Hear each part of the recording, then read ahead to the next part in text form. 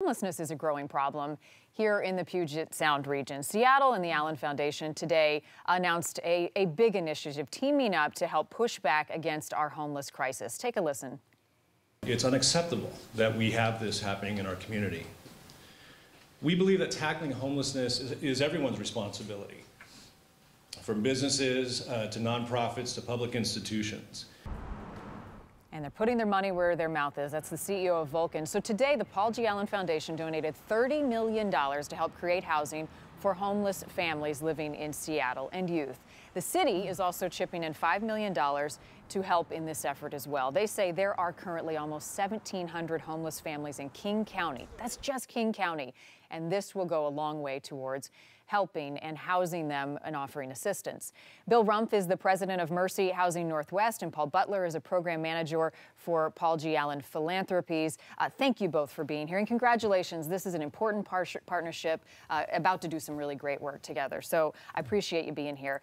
Paul, I want to start with you. Mr. Allen gives his time and his money to a lot of different causes here domestically and across the world. Why homelessness in Seattle? That's a great question, Marnie. So Paul Allen's a local Seattle native, and he, like the rest of us, has noticed the increase in homeless, unsheltered people in his community. So that's why last year in the summer he granted about $3 million to local nonprofits that were addressing the immediate needs and concerns of those experiencing homelessness. And then he pushed us to think bigger and broader about an initiative that would have long-lasting impact, and that's when last summer we met with the City of Seattle to strike a public-private partnership, and we're really excited today to announce that partnership with Mercy Housing and the city. We have seen a lot of different groups and a lot of different companies with a lot of money throw some cash at this problem. We haven't seen it work necessarily. How will this partnership be different? Well, I think one really differentiator in this project is that you have a public-private partnership. So you have the City of Seattle working with a private philanthropist and a nonprofit service provider to really tackle an issue. I think another thing that's innovative about this is that with the permanent supportive housing that we plan on building, there will also be a service hub on the main floor that not only will serve the residents within the building, but will serve the broader Seattle community. So if a family is about to experience homelessness, they can access services there. Or if they are homeless, they can go there and get what they need. Bill, working with Mercy Housing Northwest, you have a lot of experience in this field. What is the greatest need when you're discussing what Paul and his team are bringing to the table when it comes to addressing the homeless issue?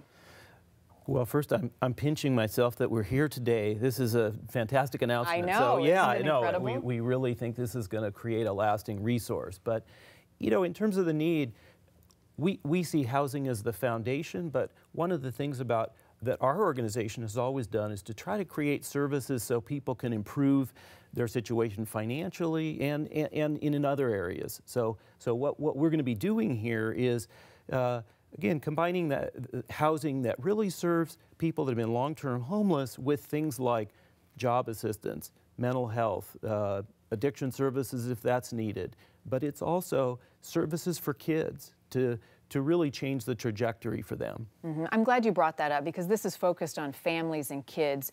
Was there a personal interest with Paul Allen in doing this and being specific about that give? So when you look across Paul Allen's philanthropic portfolios, there's always a theme of breaking the cycle and changing trajectories. So with kids, we know from studies that youth that experience homelessness are increasingly likely to experience homelessness as an adult. So by using a two-generational approach with this, this new facility, we'll be able to serve not only the needs of the parents with educational opportunities and employment opportunities, but also providing enrichment and education opportunities for the kids in the family. How about accountability in something like this? I mean, obviously, this is money that is geared toward a specific cause, but how do you make sure that the funds are being used appropriately, that you're seeing that difference?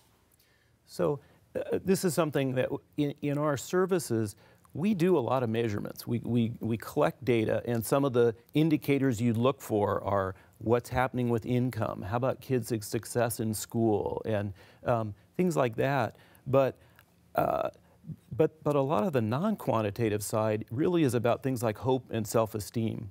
I mean, people need to feel like they can be successful because it's not all about getting a program that solves each of your problems. So it's some of the hard data, some of it really is about building a supportive, you know, a social network for people with a positive outlook. Well, congratulations in this effort, and I promise you this is not the end of the story, because as you continue to put these funds to good use, we'll be following the progress and seeing how it's making a difference. So, Paul and Bill, thank you for your time today. And Thanks. $30 million and $5 from the city will go a long way. Appreciate it.